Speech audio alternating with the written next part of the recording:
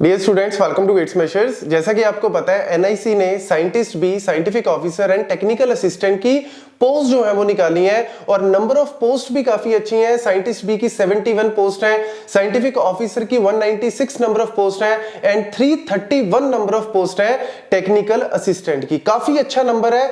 इससे पहले 2020 में कोविड के टाइम पे इतनी पोस्ट जो है वो निकली थी, मतलब काफी अच्छी पोस्ट जो है वो इससे पहले 2020 में निकली थी।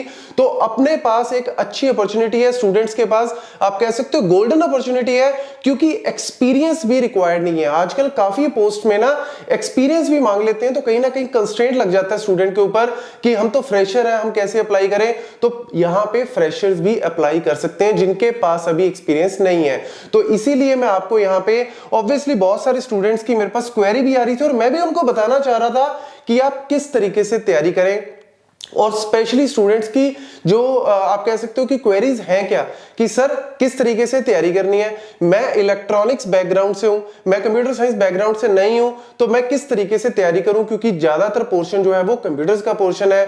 जेनरिक की कैसे तैयारी करूं, टेक्निकल की कैसे तैयारी करूं, क्वेश्चंस का लेवल क्या होगा, किस तरीके के क्वेश्चंस आएंगे, क्या मुझे गेट लेवल तक पढ़ना पड़ेगा। इस तरीके की क्वेरीज ना बहुत ज्यादा जो है वो कहीं ना कहीं स्टूडेंट्स की आ रही हैं। और खासकर अगर मैं बात करूं कि लेवल, ये सारी चीजें जो है 2020 में जब ये पोस्ट आई थी तो वहां पे भी मैंने सबसे पहले जो था वो हमने ही इसका कोर्स जो है वो स्टार्ट किया था।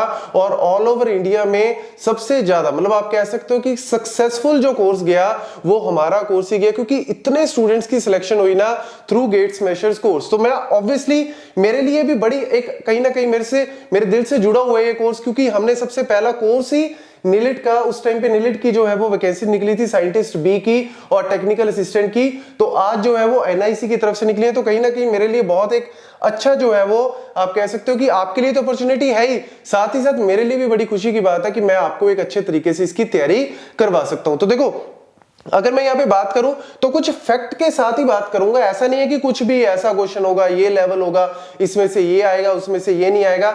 जो भी बात करूंगा फैक्ट के साथ ही बात करूंगा। तो सबसे पहले अगर मैं बात करूं कि किस तरीके से तैयारी करनी है, मैं कंप्यूटर साइंस से हूं या मैं नॉन कंप्यूटर साइंस बैकग्राउंड से हूं, तो मैं आपको बता दूं कि गेट्स मेशर्स ने इसका कोर्स जो है वो लॉन्च कर दिया है। डिस्क्रिप्शन बॉक्स में उसका लिंक जो है वो दिया हुआ है, ऊपर आई बॉक्स में भी आपको लिंक आ रहा है, तो आप जो है वो इस कोर्स के लिए अप्लाई कर सकते हैं। 27 से मैं इस कोर्स को स्टार्ट करने जा रहा हूं, तो आप अभी से जो है वो अपनी सीट जो है वो बुक करवा सकते हैं। और खासकर आपको बता दूं कि इलेक्ट्रॉनिक्स वाले कि सर हम कैसे तैयारी करें, क्योंकि मैक्सिमम पोर्शन जो है वो कंप्यूटर्स का है। तो मैं आपको बता दूं कि 2020 में जब इतनी पोस्ट निकली थी ना, तो सबसे ज्यादा स्टूडेंट जो है वो गेट्स मेशर की तरफ से इलेक्ट्रॉनिक्स के ही गए हैं। मतलब इलेक्ट्रॉनिक्स के स्टूडेंट को, मेरे को भी लग रहा था कि यार कैसे उनको जो है वो कंप्यूटर्स का पोर्शन करवाया जाए 3-4 महीने में। लेकिन जैसे जैसे जिस तरीके से हम करते गए, जिन स्टूडेंट्स ने उसके अकॉर्डिंग किया, उन सबकी सिलेक्शन हुई। तो कंप्यूटर्स के लिए तो ठीक है, एक अच्छा है ही, वो एक अपर एज में है ही कि उन्होंने ये चीजें पढ़ी हुई हैं। बट फिर भी यार मैं आपको बताऊं, मैक्सिमम स्टूडेंट जो है वो इंजीनियरिंग के टाइम पे सिर्फ और सिर्फ पास होने के लिए होता है कि यार ये कर लिया, बट दैट्स इट। लेकिन जब हम कॉम्पिटिटिव एग्जाम की तैयारी करते हैं तो एक अलग ही सिनेरियो होता है। मुझे कॉन्सेप्चुअल नॉलेज जो है वो चाहिए, मुझे न्यूमेरिकल कैसे सॉल्व करने हैं उसके लिए पूरा कॉन्सेप्ट पता होना चाहिए। तो आप चाहे कंप्यूटर्स के हो चाहे इलेक्ट्रॉनिक्स के हो, ऐसा नहीं कि बहुत बड़ा फर्क है, नहीं, फर्क जो है वो बराबर का ही होता है, बस हल्का सा 19-21 का फर्क आप कह सकते हो, लेकिन वो भी मैं आपको इस कोर्स में पूरा कर दूंगा। तो इसीलिए कंप्यूटर्स हो, नॉन कंप्यूटर्स हो, डेफिनेटली आप इस कोर्स को परचेज कर सकते हो, क्योंकि सबसे कम प्राइस में और सबसे बेस्ट क्वालिटेटिव कंटेंट देना ही गेट्स मेशर जो है वो हमेशा फॉलो करता है इसी चीज को। तो इसीलिए आपको पूरी डिस्क्रिप्शन में जो है वो सारा का सारा लिंक, सारी डिटेल मिल जाएगी। इवन व्हाट्सएप नंबर भी दिया हुआ है, आप उस पर हमें क्वेरी जो है वो कर सकते हैं, आपको सारी नॉलेज वहां पे मिल जाएगी। तो देखो, दूसरी चीज आप स्टूडेंट पूछते हैं कि सर कितने क्वेश्चंस आएंगे, कैसा होगा, किस लेवल का होगा, तो मैं आपको थोड़ी सी इसमें बताना चाहूंगा, थोड़ी सी एनालिसिस करके बताऊंगा। जैसा कि आपको पता है कि यार मेरे टोटल नंबर ऑफ क्वेश्चंस कितने हैं, 120, ठीक है। अब उस 120 में 42 क्वेश्चंस जो है वो है जेनरिक वाले, जिसमें आपका रीजनिंग और लॉजिकल रीजनिंग और एप्टीट्यूड का पार्ट रहेगा। तो ये मैं आपको बता दूं कि ये वाला पोर्शन भी हम पूरा फोकस करेंगे। ऐसा नहीं है कि मैं कंप्यूटर्स बैकग्राउंड से हूं तो यार मेरा काम है सिर्फ इन 78 क्वेश्चंस को ही फोकस करना, नहीं, हमें कट ऑफ जो है, कट ऑफ अगर 60% जा रही है 7, मैं कहता हूं कि यार 70 तो मेरे लिए मिनिमम है, मैं उससे ऊपर जो है मतलब एक सेफ टारगेट पे लेके चल रहा है, तो उसके लिए आपको दोनों को ही बहुत अच्छे से तैयार करना पड़ेगा। और लास्ट टाइम भी 20 में भी ये वाला पोर्शन भी बहुत ज्यादा हार्ड नहीं आया था, इजी टू मीडियम आप कह सकते हो, और बहुत अच्छे से हमने इस पोर्शन को कवर करवाया। दूसरा मैं बात करूं 78 वाला जो एक टेक्निकल पोर्शन है, इस टेक्निकल पोर्शन की बात करूं तो मैं आपको 20 का एनालिसिस करके दिखाता हूं जो 2020 में ये है साइंटिस्ट बी का, क्योंकि साइंटिस्ट बी वाले में ना ये वाले जो दो पोर्शन है ये एक्स्ट्रा है। साइंटिफिक ऑफिसर और टेक्निकल असिस्टेंट में ये चीज नहीं है, याद रखना।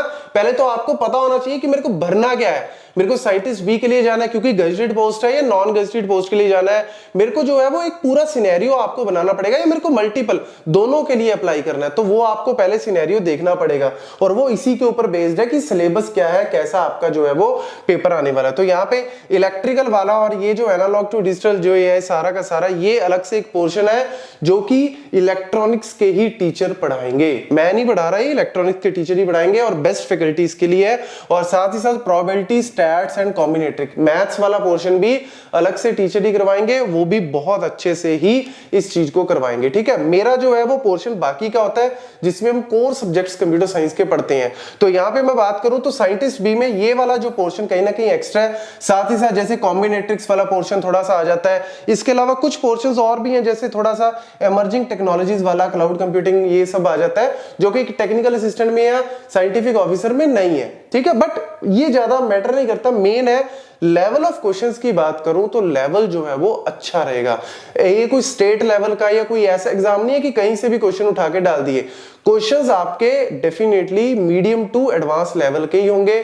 और कहीं ना कहीं पेपर को थोड़ा हार्ड बनाने के लिए मैंने पिछली बार, आप चेक कर सकते हो यूट्यूब पे वीडियो ऑलरेडी डली हुई है, एग्जाम होने से पहले की डली हुई, मैं वहां पे भी बोला था कि प्रीवियस ईयर के गेट के, नेट के, डीआरडीओ के, बार्क के जो भी प्रीवियस ईयर के अच्छे एग्जाम्स है, पीएसयूज वगैरह कंप्यूटर साइंस, वो जरूर करके जाना, उसमें से क्वेश्चंस आते हैं। और तकरीबन 15 से 20 क्वेश्चन आपके एज इट इज आए हुए थे प्रीवियस ईयर पेपर में, तो इस बार भी चांसेस है। लेकिन ये नहीं है कि सिर्फ वही करके जाना है, मतलब उससे आपको आइडिया हो जाता है, एक ऐड ऑन हो जाता है कि जो क्वेश्चन मैंने ऑलरेडी किया हुआ अगर वही डायरेक्ट आ जाए तो कहीं ना कहीं आपको एक अच्छा मोटिवेशन मिल जाता है।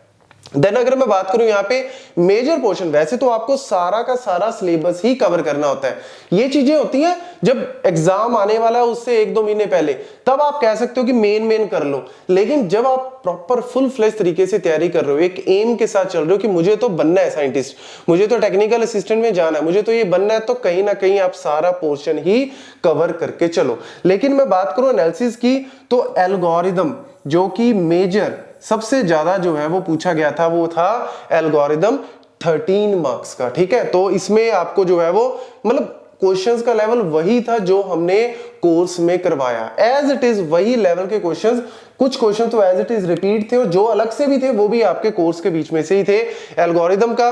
उसके अलावा मैं शुरू से ही बता देता हूँ, प्रोबेबिलिटी वाला जो था वो 2 मार्क्स का था, डिजिटल लॉजिक भी 2 नंबर का ही था, कंप्यूटर ऑर्गेनाइजेशन ये भी आपका 2 नंबर का ही था, इलेक्ट्रिकल और ये वाला आपका टोटल 5 मार्क्स का था, प्रोग्रामिंग डेटा स्ट्रक्चर 5 मार्क्स में, एल्गोरिदम सबसे ज्यादा आया that is 13, compiler design 3 marks का, ऑपरेटिंग सिस्टम 7 का, डेटाबेस 6 का, और अगर मैं बात करूं यहाँ पे सॉफ्टवेयर इंजीनियरिंग जो है वो 6 का। और साथ ही साथ 2020 से पहले 2018 में जब हुआ उस टाइम पे हालांकि नंबर ऑफ क्वेश्चंस 55 ही थे टेक्निकल वाले में, सिर्फ टेक्निकल की बात करूं 55 थे, लेकिन उस 55 में भी एल्गोरिदम जो था उस टाइम पे भी, मतलब लास्ट 2 टाइम के एग्जाम की बात करूं तो उसमें भी 12-13 क्वेश्चन एल्गोरिदम में से ही आए हुए थे। 6-7 क्वेश्चन सेम जैसे पिछली बार आया, उससे पिछली बार भी इसी में से 6-7 क्वेश्चन, इसमें पिछली बार भी इसी में से, मतलब जो पैटर्न फॉलो करते हैं वो थोड़ा थोड़ा उस तरीके से रहता है, क्योंकि ये वाला कोई नॉर्मल लेवल का पैटर्न फॉलो नहीं करते, ये थोड़ा सा गेट का ही लेवल जो है वो फॉलो करते हैं। और उसी तरीके, क्योंकि गेट में भी जैसे डिजिटल लॉजिक कम मार्क्स का ही आता है, तो यहाँ पे भी वही चीज इन्होंने की हुई है। गेट में भी एल्गोरिदम डेटा स्ट्रक्चर सबसे ज्यादा आता है, तो यहाँ पे भी वही चीज है। कंपाइलर की बात करें तो वहां पे भी कम ही आता है, यहाँ पे भी वैसा ही है। ऑपरेटिंग सिस्टम वहां भी तकरीबन 7-8 नंबर का 10 का रहता है एवरेज, यहाँ भी वैसे ही इन्होंने वेटेज दे रखी है। डेटाबेस इसकी भी, सॉफ्टवेयर इंजीनियरिंग वहां पे नहीं आता गेट में, लेकिन नेट वगैरह में आता है, तो यहाँ पे सॉफ्टवेयर इंजीनियरिंग के अच्छे खासे क्वेश्चंस आए हुए हैं 6। Computer networks and security, security भी साथ में है, अकेला नेटवर्क्स का फंडा नहीं, सिक्योर।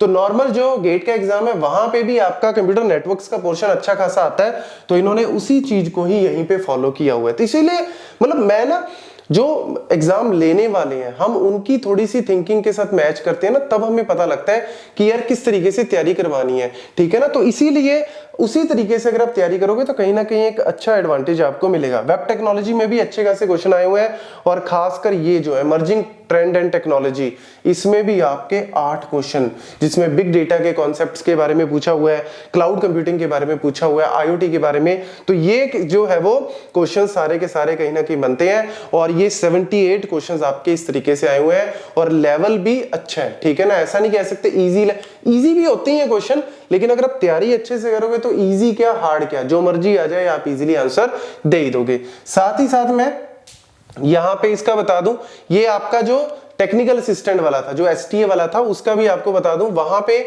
थोड़ा सा सिलेबस कम है। साइंटिफिक ऑफिसर और टेक्निकल असिस्टेंट में सिलेबस थोड़ा सा कम है, वहां पे कॉम्बिनेट्रिक्स हटा दिया, इलेक्ट्रिकल वाला पोर्शन जो है वो इलेक्ट्रॉनिक्स वाला वो निकाल दिया, और बाकी का डिजिटल लॉजिक कंप्यूटर ऑर्गेनाइजेशन ये वाला जो है वो कहीं ना कहीं सेम है, ये एक्स्ट्रा है, ये यहाँ पे एक्स्ट्रा है, that is object oriented programming, और ये जो है वो काफी अच्छा पूछा गया था, और ये 9 के 9 क्वेश्चन आपके थे जावा प्रोग्रामिंग में से। तो इस बार भी आपको अच्छे से करनी पड़ेगी जो लोग साइंटिफिक ऑफिसर या फिर टेक्निकल असिस्टेंट के लिए। एल्गोरिथम देख लो, इसमें भी सेम 12-13 नंबर का एल्गोरिथम था, डेटाबेस भी अच्छा खासा था।